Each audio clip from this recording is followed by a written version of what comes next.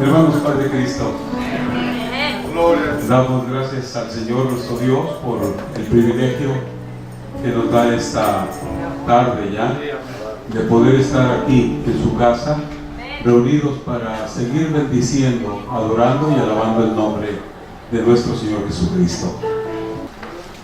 Nosotros no estamos en desacuerdo con llamarle Semana Santa a este periodo, pero también no aceptamos plenamente llamarle solo a esta Semana Santa, pues que todos los días los ha hecho el Señor. Y si bien es una semana en la que el mundo religioso se aboca a recordar los procesos o el tiempo en el que nuestro Señor tuvo que enfrentar uno de los más crueles capítulos según la humanidad, pero el más hermoso de los eventos, manifestaciones de amor de parte del Señor nuestro Dios, a través del cual hizo que la humanidad entera, oiga bien esto, mediante este sacrificio el Señor libertó a la humanidad entera del castigo del pecado, siempre y cuando la humanidad esté dispuesta a aceptarlo y vivir en los términos del Señor.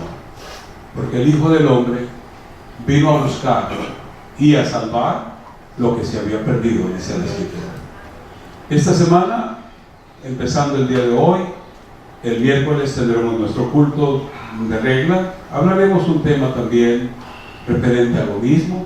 Domingo próximo, en la iglesia tendremos culto matutino a las 6 de la mañana para venir y recordar lo que tradicionalmente ocurrió aquel primer día de la semana en el que las mujeres fueron a la tumba para embalsamar el cuerpo de su maestra.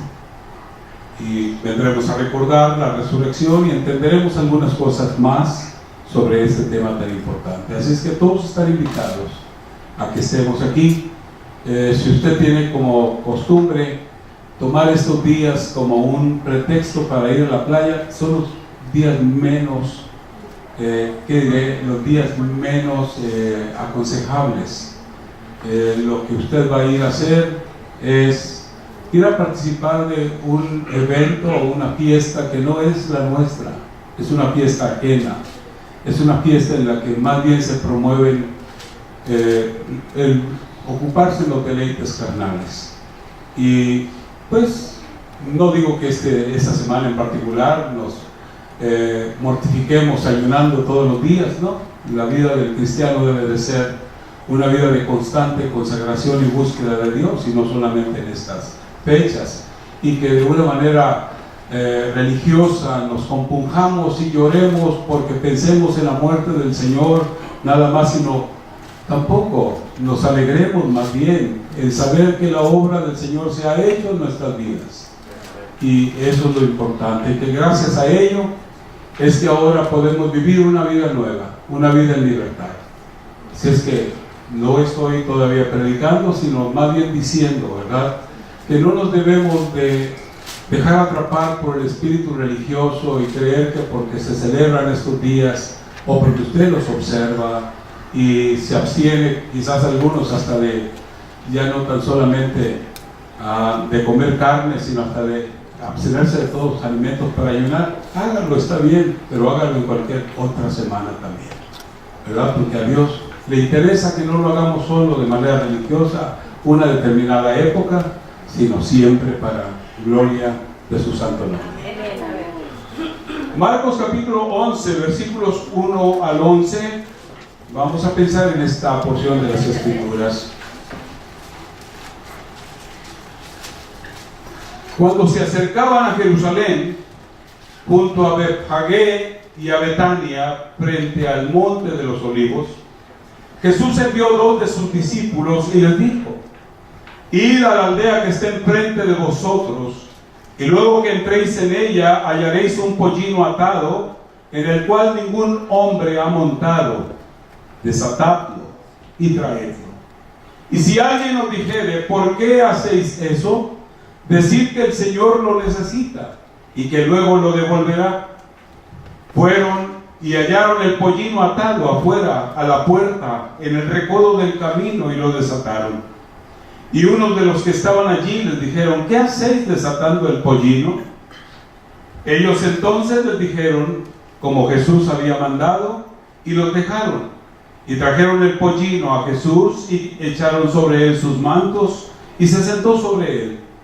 También muchos tendían sus mantos por el camino, y otros cortaban ramas de los árboles y las tendían por el camino. Y los que iban delante y los que venían detrás daban voces diciendo, Hosana, bendito el que viene en el nombre del Señor. Bendito el reino de nuestro padre David que viene. Hosana en las alturas. Y entró Jesús en Jerusalén y en el templo, y habiendo mirado alrededor todas las cosas, como ya anochecía, se fue a Betania con los 12. Amén. Vamos a darle al Señor gracias, y una vez más vamos a pedir que Él envíe su palabra como Él sabe que la necesita cada uno de nosotros. Que usted tome su parte y yo tomaré la mía, por no decir que ya la he tomado. Eterno Dios, gracias te damos una vez más en esta tarde, y gracias te damos, Señor, por la bendición de poder estar en tu presencia. Gracias porque hemos escogido venir a tu casa para adorarte, para exaltarte, pero también para recibir tu palabra, que es alimento y vida para nosotros. Trata con cada uno de tus hijos. Envía la palabra que tú sabes que necesito para mi vida, y envíala también para cada uno de tus hijos. Glorifícate, Señor, y así prepáranos para el encuentro contigo, Señor, que sabemos que será muy pronto. Por Cristo Jesús, la gloria te damos y el honor también. Gracias, Jesús divino. Antes de que se siente, salude a sus hermanos que están a su alrededor, y así glorifique también al Señor.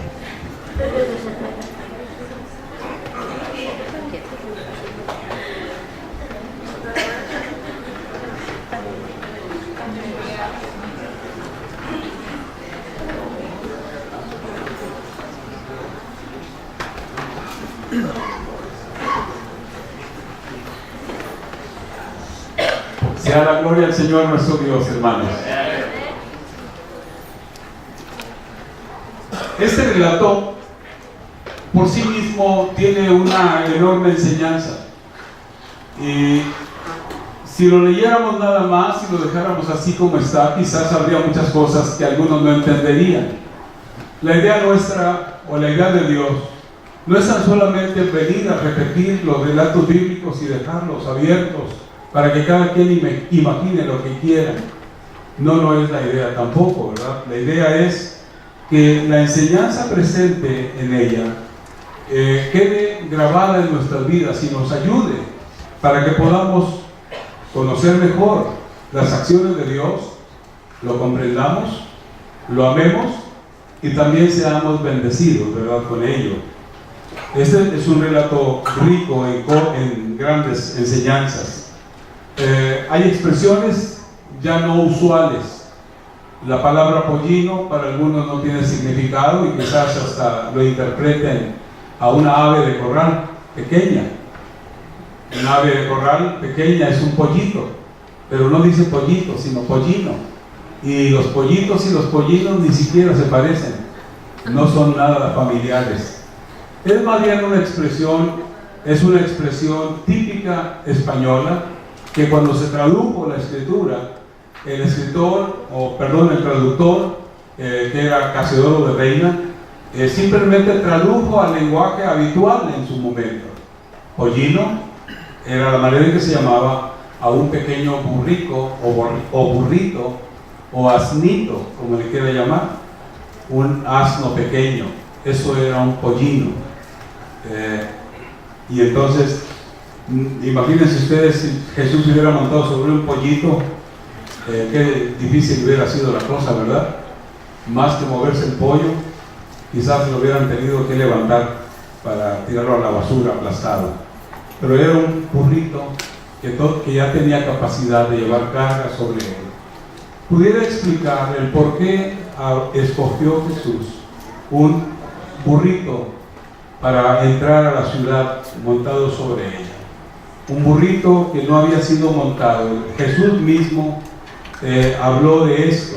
Y bueno, el escritor sagrado dice que Jesús dijo: vayan a la aldea que está enfrente de ustedes, y luego que entren en ella van a hallar un burrito que está atado, en el cual ningún hombre ha montado.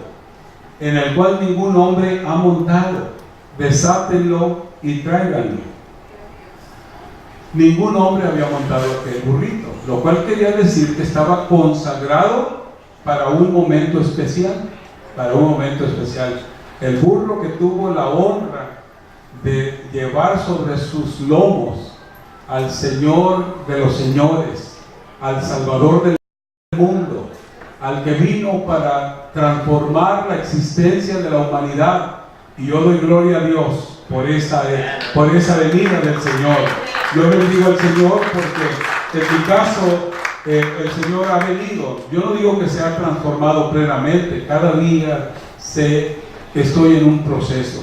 Cada día me someto al Señor y veo hacia atrás mi vida y veo cómo el Señor ha obrado. Más en estos días que estuve fuera, durante la semana estuve por allá en el estado de Sinaloa, de donde procedo, y fui para estar en el cumpleaños de mi madre, algo decía el domingo pasado a ustedes, y pues miré a mi familia allí, y algunos venían y se me acercaban y me decían: ¿sí te acuerdas de mí todavía? Y pues la verdad es que quizás por mi falta de memoria o porque se va uno transformando, especialmente una prima a la cual pues tenía mucho tiempo que no veía, me dice, me da mucho gusto verte, ¿te acuerdas de mí? Y me quedo viendo y dije: eres fulana, ¿verdad? Ah, mira, sí, te acordaste. No creas que es porque tengo muy buena memoria, es que tú todavía te pareces. Y es que hay gente que no cambia, ¿verdad? Pero otros ya la verdad los mira uno y hay quienes me han dicho: ¿y de mí te acuerdas? Pues la verdad no, dime quién eres. ¿Cómo no? Si jugábamos, sí, jugábamos hace 50 y tantos años, 60. Cómo pasan los años, ¿verdad? Y cómo se transforma la vida. Lo importante es que la vida en verdad se transforme, pero para bien. Porque la Escritura dice, y estas son palabras de San Pablo dice que aun cuando nuestro hombre exterior se va envejeciendo, el interior por el contrario se renueva de día en día conforme a la imagen del que lo creó. Y eso debe de ser la gran verdad para nosotros. Es inevitable, el tiempo nos cobra el boleto, ¿verdad? El cupón. El tiempo pasa y vamos siendo transformados. Algunos me recordaban o me veían y dicen: cuando te fuiste de aquí tenías todavía cabello. Sí, yo tenía muchos años de eso. Claro que sí.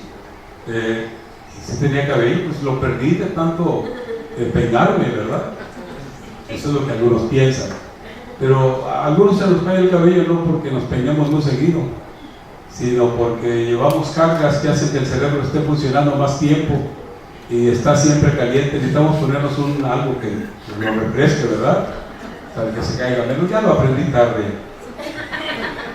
Ya no necesito. Me decía ahora en la semana antepasada, el médico que me atiende, que me revisa, voy al chequeo una vez en el año, y luego me dice, me encontró por ahí una pequeña manchita en el cuero cabelludo, y luego me dice: necesita usted cubrirse, ir a ponerse el bloqueador solar. Y le digo: toda la vida he usado, no he usado nada, le digo. No he usado nada, ni sombrero, no me gusta, no va con mi personalidad. Y dice: ¿qué le hace? Póngase un sombrerito, le va a ayudar. ¿Qué chispa me voy a ver? Le digo. Pero bueno, me lo puse la otra vez cuando el festival, y ahí me estaban echando grilla algunos, ¿verdad? Ay, el pastor se ve, parece jarocho. Bueno, por lo moreno, ¿verdad? Por un lado, más que por otra cosa. Pero volviendo al relato bíblico, el relato de por sí tiene muchas cosas, y yo quiero decir que cuando uno lee la Escritura, uno puede tener diferentes interpretaciones. Y no se trata de que tengamos una interpretación particular y esa creamos que es la gran verdad, sino que debemos de venir a la Escritura y debemos de entender qué es lo que ocurrió. Haber entrado Jesús aquel día, montado sobre ese burrito, a la ciudad de Jerusalén, y desatar ese algarabío, ese gran alboroto, que se dio. Empezaron las gentes a cortar ramas y a tender los mantos y a gritar, a glorificar, a vitorear, a bailar, a hacer danzas inclusive, porque empezaron a danzar algunos y a cantar delante del Señor. ¿Qué significaba para ellos? Para nosotros no nos causa mayor emoción. Lo leemos, y para algunos que espiritualizan el texto bíblico, pues ellos sí quisieran, ¿verdad?, encontrarle algo que los conmueva. Yo no voy a pretender hoy hacerlos llorar, porque no es la idea. La idea es que nos enriquezcamos y nos acerquemos más al Señor y comprendamos su obra. Y sobre todo, oiga usted, no comprenderla tan solamente, sino que la aceptemos, la hagamos parte de nuestras vidas, y que eso nos transforme para bien, nos haga mejores, y mejores en todos los sentidos, nos haga mejores padres, mejores hijos, mejores hermanos, mejores ciudadanos de este mundo, de este país en particular, pero de este mundo también. Que la obra de Dios cumpla el propósito en nuestras vidas, y no tan solamente la acumulemos en el cerebro, sino que la encarnemos en nuestras vidas, y que de aquí salgamos con el firme propósito de ser personas nuevas para el Señor nuestro Dios. Para el Señor nuestro Dios. Los israelitas vivían en una situación muy particular. Habían vivido bajo mucha opresión política, vivían empobrecidos. Era un pueblo marginado, oprimido, donde no había más que unos pocos ricos y muchos pobres. Semejanza de muchos de nuestros pueblos de donde procedemos, donde muy pocos son los ricos y la gran mayoría es gente pobre, gente que no tiene, algunos de ellos, ni siquiera donde vivir. Pero es triste reconocer que aún en un país de primer mundo como los Estados Unidos de América existe esto también.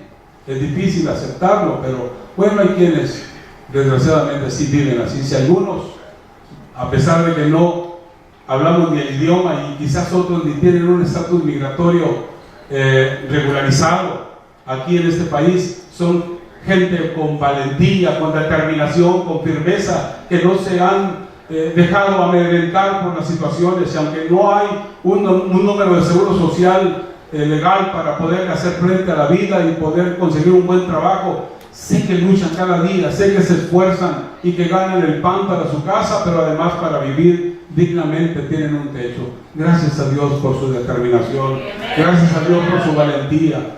En verdad, cada día ruego a Dios por ustedes, por todos estos que luchan, ¿verdad?, por los que saben bien valorar la oportunidad que han recibido, pero pido también por los que no han sabido entenderla y desgraciadamente malversan o malgastan sus dineros que con mucho sacrificio reúnen y lo pierden los fines de semana en borracheras y en fiestas equivocadas que no les traen ningún beneficio. Gracias a Dios por los que han podido lograr algo con su sacrificio, enviando a sus familiares allá, lejos, fuera de los Estados Unidos de América, pero que están siendo sustento para que hagan carreras universitarias, se construyan hogares, se puedan comprar algún pedazo de terreno, y hay quienes hasta han aprovechado y tienen algún negocito en la esperanza de que cuando regresen puedan tener una forma más digna de vida. Y gloria a Dios de veras por quienes esto hacen, gloria a Dios en verdad, que les aproveche, que puedan lograrlo, que puedan tener el éxito. Esto era el pueblo de Israel, un pueblo de inmigrantes. ¿Sabía usted que Israel era un pueblo de inmigrantes? Los israelitas fueron primero a Egipto, después fueron llevados a Siria, luego a Babilonia, y anduvieron, y todavía los israelitas, los judíos, los encuentra uno por donde quiera. En todas partes del mundo hay comunidades israelitas que saben lo que es vivir la inmigración, si bien su estatus migratorio es distinto al de la mayoría, porque la bendición de Dios es bien importante, óigalo bien. La palabra dada por el Señor a Israel, a Abraham: te bendeciré y serás bendición, que luego se la ratifica de nueva cuenta a su hijo Isaac, y luego se la vuelve otra vez a confirmar a Jacob. Esa palabra es palabra firme, la palabra de Dios. Un pueblo que fue formado por el Señor para ser bendecido a fin de poder bendecir a otros. La bendición de Dios, hermanos míos, es la que enriquece a los que el Señor hemos confiado. Usted siéntase privilegiado por haber sido bendecido, abarcado por la gracia del Señor. Levante sus manos y bendiga al Señor, porque es en razón de esto que su vida ha tomado un curso diferente, un sentido distinto. Ese pueblo oprimido, un pueblo que estaba de veras siendo vituperado, perseguido, empobrecido cada vez más y más, anhelaba que se cumplieran las promesas del Señor. Anhelaban, había promesas preciosas. Pudiera leer un sinnúmero de escrituras, pero voy a leer cuando menos dos pasajes de la escritura. Jeremías capítulo 23, versos 5 y 6, dos versículos que dice: he aquí que vienen días, dice Jehová. ¿Quién dice? Jehová. Esa es palabra de Dios. Dice Jehová: en que levantaré a David de nuevo justo, y reinará como rey, el cual será dichoso y hará juicio y justicia en la tierra. En sus días será salvo Judá, e Israel habitará confiado, y este será su nombre con el cual le llamarán Jehová, justicia nuestra. Jehová es nuestra justicia. Es simplemente lo que se tiene que decir. El Señor es el que se encarga de levantar al caído y de bajar al que se encuentra exaltado, como dice su palabra también, porque cualquiera que se humilla será enaltecido, y el que se enaltezca o engrandezca será humillado. Hacemos bien en humillarnos. ¿Ante quién? Ante el Señor y ante los hombres, considerarlos como iguales. Ninguno de nosotros tenga más alto concepto de sí que el que debe de tener, dice la Escritura también, palabras de San Pablo. Así es que el Señor tenía o había dado promesas. El Señor es el que se encarga de ponernos en un mismo nivel a todos los seres humanos, porque a fin de cuentas, criaturas suyas, esto es lo que somos todos. Isaías 61, versos 1 al 6 también dice: el Espíritu de Jehová el Señor está sobre mí, porque me ungió Jehová, me ha enviado a predicar buenas nuevas a los abatidos. ¿A quiénes? ¿A quiénes? Los abatidos. ¿Quiénes son los abatidos?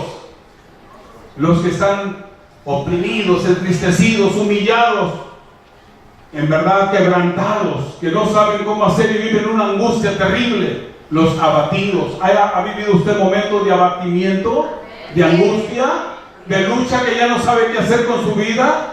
Muy bien, pues el Señor ha enviado a predicar buenas nuevas a los abatidos, a vendar a los quebrantados de corazón. Quebrantados de corazón. Otra vez habla de esa actitud de humillación, de tristeza, de agonía, de agobio del cual nadie está exento. Él ha enviado a vendar a los quebrantados de corazón, a publicar libertad a los cautivos y a los presos, apertura de la cárcel, a proclamar el año de la buena voluntad de Jehová.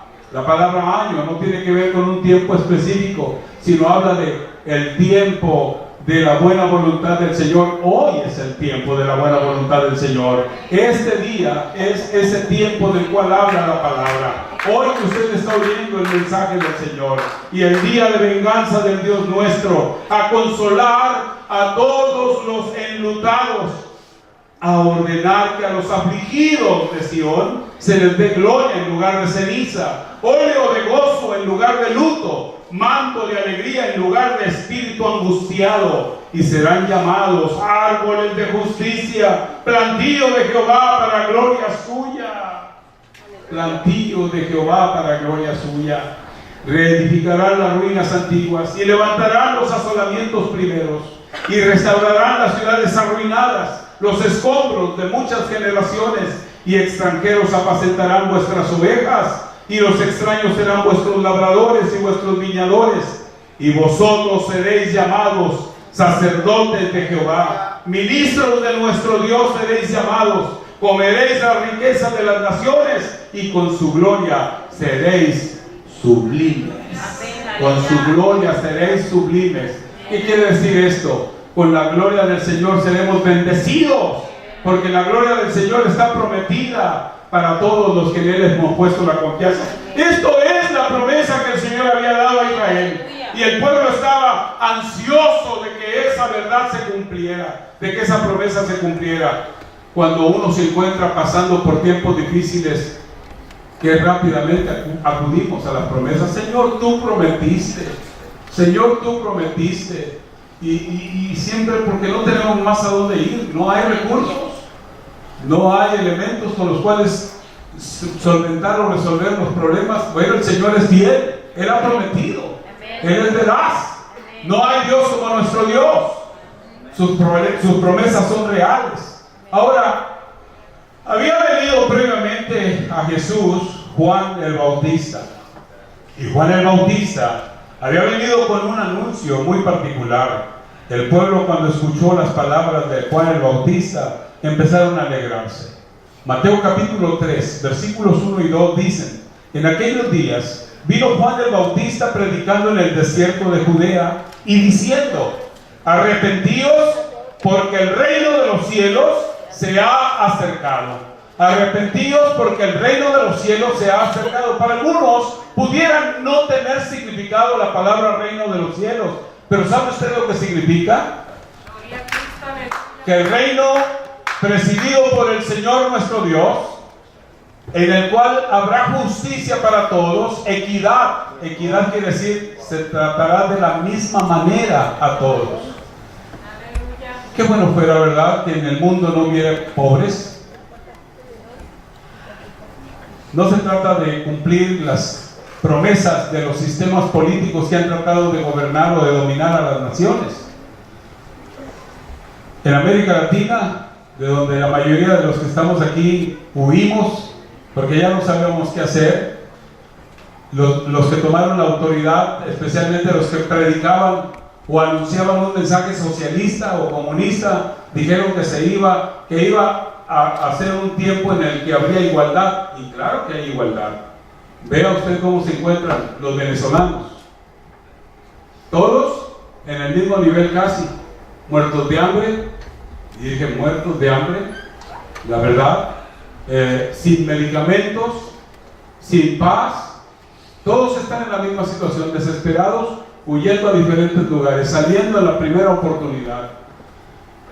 Y no voy a decir esto de manera tal que se sienta ofendido nadie en absoluto, pero todas esas caravanas de inmigrantes que están saliendo desesperados de los países latinoamericanos, particularmente centroamericanos, de donde algunos de ustedes son, que salen porque la violencia, porque la pobreza, y la violencia muchas veces inclusive, ya no diré promovida, pero sí tolerada y de alguna manera hasta protegida por la misma autoridad. Los que han sido electos para gobernar y para guardar el orden toleran cosas que no deben de ser. Qué triste es. Y no hablo solo de Centroamérica, hablo de México también, donde ahora la gente tiene expectativas muy altas para el nuevo gobierno que está presidiendo, pero donde, pues, aunque se está avanzando un poco, hay mucho todavía camino por andar. Y algunos quizás estén volteando para allá y dicen: bueno, ya llegó López Obrador, yo creo que nos está preparando un México mejor. Y ya algunos están pensando en regresarse al país. Bueno, qué bueno, ¿verdad?, que se viva con esperanza. Pero ¿sabe usted? La Escritura dice que todo hombre es mentiroso. Dice que solo es el Señor nuestro Dios el único verdadero. Solo Dios es verdadero. Y esta verdad nos duele aceptarla, porque también dice la Escritura que es maldito el hombre que confía en el hombre. Es maldito el hombre que confía en el hombre. Maldito, ¿por qué? porque él solo se automaldice, pone la esperanza en quien no debe ponerla. El Señor nuestro Dios es el único que merece toda nuestra confianza. ¿No lo cree usted? Yo lo digo por la experiencia, lo digo porque en mi vida lo he visto actuar siempre. En Él nunca he perdido ni una sola, siempre he tenido bendiciones. Pero este fue el anuncio que escucharon. Juan el Bautista vino anunciando esto. Luego, para colmo, dijo alguien, o el Señor vino y alentó más todavía. Luego, Mateo capítulo 4, verso 17, dice que el pregón o prédica de nuestro Señor fue el mismo. Desde entonces comenzó Jesús a predicar y a decir: arrepentíos, porque el reino de los cielos se ha acercado. Pero fíjese bien, la mayoría de la gente no entiende cómo es que se da esto. Inclusive algunos de nosotros como cristianos, y voy a empezar a aterrizar el mensaje porque esa es la verdad que tenemos que entender todos. La mayoría, aún los cristianos, no entendemos que la justicia divina, la bendición divina, las promesas del Señor se cumplen en nuestras vidas cuando nosotros hacemos las cosas que el Señor espera. ¿Qué dice la Escritura? ¿Cuál era el pregón de Juan el Bautista y el del Señor Jesucristo y después el de los apóstoles también? Arrepentíos, porque el reino de los cielos o el reino de Dios se ha acercado. ¿Por qué arrepentirse? Porque es necesario que los hombres vivamos una vida nueva, lo dijo Jesús de manera clara. ¿Cómo espera usted salir del hoyo cuando usted mismo no tiene el deseo siquiera de salir de él? El Señor no va a sacar a nadie del lugar donde está metido si no lo desea, si no clama, si no lo pide, si no está suplicante delante de Él y lo anhela de veras de todo su corazón. Cuando uno anhela salir de la situación en la que se encuentra, de esa miseria, ya no una miseria económica, miseria espiritual. La miseria espiritual, la poca calidad de vida que desgraciadamente nos caracteriza a tantos. Vivíamos lejos del Señor y éramos piltrafas humanas sin valor alguno. Pero el anuncio del Señor es: arrepiéntanse. Cuando alguien se arrepiente, empieza a vivir una vida nueva. Esto fue lo que el Señor le dijo a Nicodemo precisamente, cuando él vino y le dijo: Señor, sabemos que has venido de parte de Dios, porque nadie hace o podría hacer las cosas que tú has hecho si Dios no lo hubiera enviado. El Señor inmediatamente le dijo: ¿recibió tu alabanza? Claro que sí, pero ¿sabes qué? Necesitas nacer otra vez. Necesitas ser una nueva criatura. Y eso de ser una nueva criatura es un proceso que inicia, como decíamos el domingo pasado, con la fe, luego con el arrepentimiento y luego el tercer paso. Oigan bien esto: el bautismo. Fe, arrepentimiento y bautismo son los tres requisitos indispensables para la salvación. Fe, arrepentimiento y bautismo. Qué bueno que usted ya se arrepintió. Y qué bueno que usted ha venido progresando porque se arrepintió. Usted ha aprendido a tener fe en Jesucristo. Ha confiado sus cargas, sus luchas, sus problemas, sus necesidades al Señor nuestro Dios. Y Él ha venido tratando misericordiosamente con usted. Ese es el Señor nuestro Dios. Un Dios bueno, excelente, misericordioso, maravilloso, incomparable. No hay Dios como el Dios nuestro.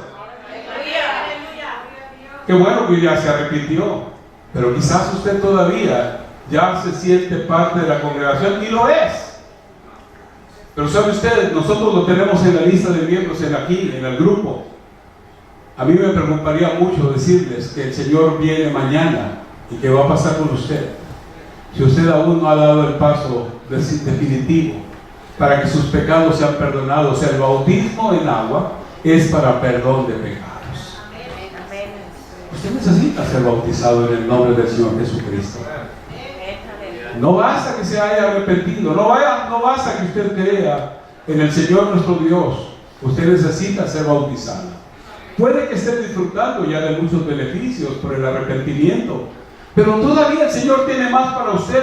Y usted, que ya fue bautizado, ahora le hace falta que la palabra del Señor se encarne y sea su guía diaria. Porque si usted ya fue bautizado también, pero usted vive la vida a su criterio, a su manera, como usted desea vivirla, como usted ha pensado en vivirla, no le extrañe que usted esté cosechando tantas situaciones dolorosas, que luego usted reclama al Señor, que usted reclama: Señor, pero si yo ahora que estoy en tu camino, mira cómo estoy batallando, como dijo el malvado aquel que lo sorprendieron robándose algo, y se lo llevaron a la cárcel, y fue el pastor a buscarlo, y le dijo: hermano, ¿qué pasó? Ay, hermano, pues aquí viene sufriendo por la causa del Señor. Causa del Señor, sin vergüenza, lo agarraron robándose unas cosas. ¿Cómo es la causa del Señor esa, verdad? Es necesario que los que entregamos nuestra vida al Señor, y oigan bien esto, es lo que Pablo precisamente escribe en su carta a los Romanos. Lea el capítulo 6 de Romanos, léalo 20,000, 50,000 o 60,000 o 80,000 veces, las que sean, y siempre dirá lo mismo, pero grábeselo y entiéndalo. ¿Qué pues? ¿Perseveraremos en el pecado para que la gracia abunde? Eso es algo que tenemos que entender. El hecho de haber venido al camino del Señor y haber sido lavados en su sangre y acogernos a la gracia del Señor no es licencia para vivir una vida desordenada y decir que tenemos garantizada la salvación. Apártese de iniquidad todo aquel que invoca el nombre del Señor, dice tu palabra. Apártese de iniquidad todo aquel que invoca el nombre del Señor. Tenemos que vivir una vida de temor y de justicia. A esto vino Jesús precisamente al mundo. Él vino para buscar y salvar lo que estaba perdido. A eso vino.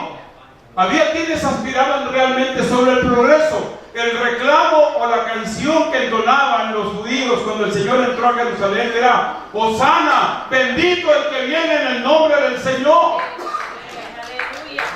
Lo alababan porque esperaban que el reino del Señor se estableciera y entonces empezara a cambiar su situación económica, volvieran a ser el país número uno. A todos nos gusta vivir en medio de la abundancia. ¿A quién no le gusta esto? Yo les mentiría si les dijera que no me gusta. A mí me gusta vivir bien. Me gusta comer buenas comidas, andar en buenos carros, ponerme buenos trajes, dormir en buenos hoteles, salir de vacaciones a los mejores lugares. Pero esa no es la vida cristiana.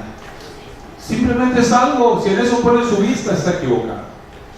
Tenemos que aprender nosotros, hermanos, que los frutos de la justicia o del vivir en el Señor van más allá. Nuestras vidas se transforman de vidas inútiles en vidas útiles. Esto es lo que el Señor vino a hacer. Paz de Cristo, hermanos. Bueno, ya dijeron que los niños pueden salir, pero si no quieren salir, déjenlos en paz. No tienen hambre, acuérdense.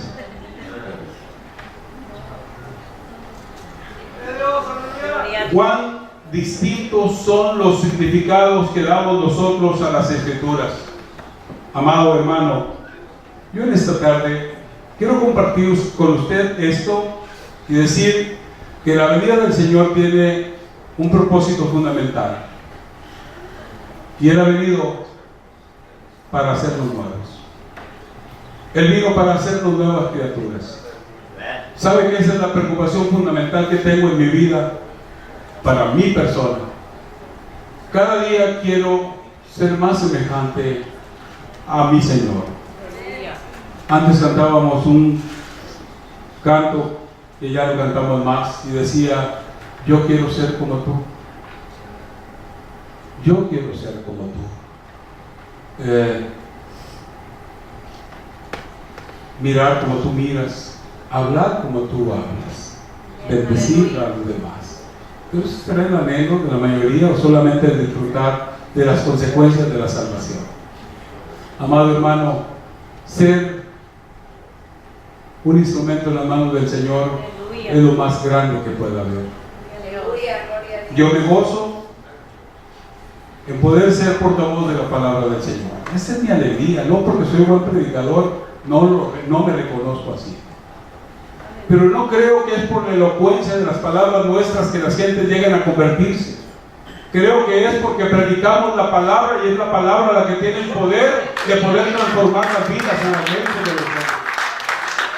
Yo no creo que, miren, hace mucho que me preocupé porque, perdón, que dejé de preocuparme, por lo que antes estaba preocupado. Antes, cuando predicaba, esperaba que todo el mundo estuviera brincando, gritando y glorificando. ¿Sabe qué? A veces es vanidad del predicador el querer que esto ocurra. Estoy preocupado más bien por ser instrumento de Dios, porque quizás entre la multitud haya uno o dos que necesitan un mensaje específico y que el Señor me lo dé para que pueda llegar al corazón y a la vida de esos que lo escuchan. Si los demás no lo reciben, bueno, gloria al Señor de todas maneras. Ahí escucharán a otro, porque el Señor nos usa a todos los que hablamos la palabra, a las hermanas que comparten la verdad de Dios en las clases bíblicas, o a veces en pláticas personales de mujer a mujer, o a veces con los hermanos, o con los niños, o con los jóvenes. Pero el Señor usa la vida de todos nosotros. Y sabe usted, desee usted ser el instrumento de Dios. Y no se niegue a ser usado por el Señor. Y deje que la entrada del Señor sea real en la vida de aquellos que entre montado en humildad. Montado en humildad. No en altanería, no en engreimiento, como algunos desgraciadamente en ocasiones nos ponemos. No es el que grita más, el que más impacta, sino el que es usado por Dios. El que es usado por Dios. Y quisiéramos ser esto. El Señor quiere, y quiero decirlo en esta hora, el Señor quiere que aquella paz anunciada anticipadamente por los profetas, porque así había dicho el profeta, había escrito Zacarías capítulo 9, está precisamente las palabras que tienen que haber, que hay que decir en la entrada del Señor. Alégrate mucho, hija de Sión, da voces de júbilo, hija de Jerusalén. He aquí tu rey vendrá a ti, justo y salvador, humilde y cabalgando sobre un asno, sobre un pollino, hijo de asna. Y de Efraín destruiré los carros y los caballos de Jerusalén, y los arcos de guerra serán quebrados, y hablará paz a las naciones. Y su señorío será de mar a mar, y desde el río hasta los fines de la tierra. Justo y salvador. Y hablará paz a las naciones. Hablará paz a las naciones. Amados hermanos, en un mundo tan convulsionado, tan conflictivo, en los que hay tanta desesperación, porque si algunos creen que lo que ahora tenemos con todos estos equipos electrónicos con los que nos comunicamos ha contribuido para el crecimiento o el avance, quiero decirles que de alguna manera ha sido lo contrario.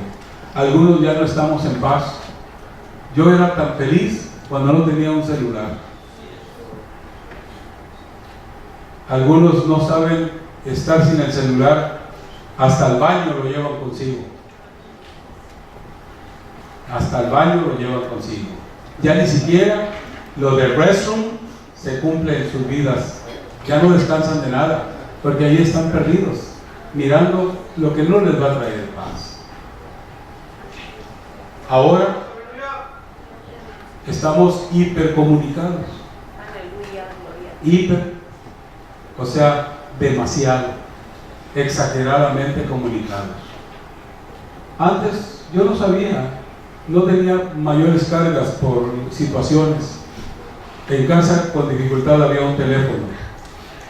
No teníamos contestadoras, ni tampoco teníamos Caller ID, que ya ni se acuerdan de que existe eso, ¿verdad? El famoso identificador de llamadas. Llegábamos, no sabíamos que nos habían llamado, que nos habían dejado mensaje, pero llegábamos y vivíamos muy en paz. Ahora nos localizan en todas partes. ¿Conocen ustedes esos pequeños beepers que traían un alcito y lo veía uno y comunícate con fulano de tal o al número tal? Y ya desde ahí empezamos a perder la paz, donde quiera nos encontraban. Me gustó mucho el tiempo que pastoreé sin que los hermanos me llamaran por teléfono. No es cierto, hermanos. Gracias doy, porque ustedes son muy comprensivos y saben, ¿verdad? Han aprendido a buscar al Señor y estamos para servirles también. Y porque tengo excelentes compañeros que hacen un buen trabajo también de pastoreo conmigo y oro por ustedes, yo lo sé, y hermanas y hermanos líderes que han aprendido también a ayudar a compartir la tarea pastoral. Pero ¿sabe usted que la paz es más que una situación? Más que una situación, es una actitud de vida. Usted y yo tenemos que aprender a vivir en paz, aún en medio de la adversidad.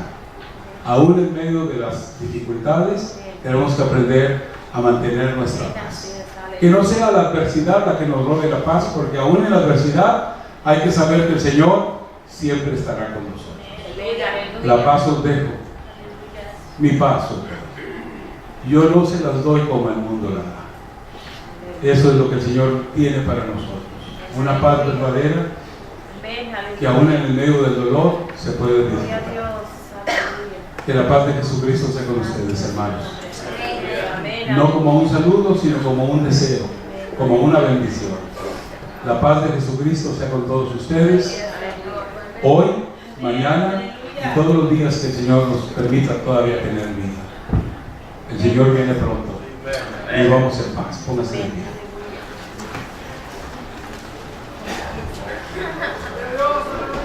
¿Quieren repetir conmigo las palabras de Isaías 9:6 que las debemos de saber de memoria? ¿Se acuerdan? Isaías 9:6. A ver, digámoslo, a ver si todavía se acuerdan. Porque un niño nos es nacido, hijo nos es dado, y el principado sobre su hombro, y se llamará su nombre Admirable, Consejero, Dios fuerte, Padre eterno y Príncipe de paz. Ese es el nombre del Señor nuestro Dios. Él es el Príncipe de paz. La gloria, la honra, el honor y la alabanza al que vive por los siglos de los siglos. Amén. Y si usted no tiene paz, quiero decirle que Cristo está aquí y quiere llenarlo de su paz. Si usted necesita paz, venga a la presencia del Señor y queremos orar por usted. Milagroso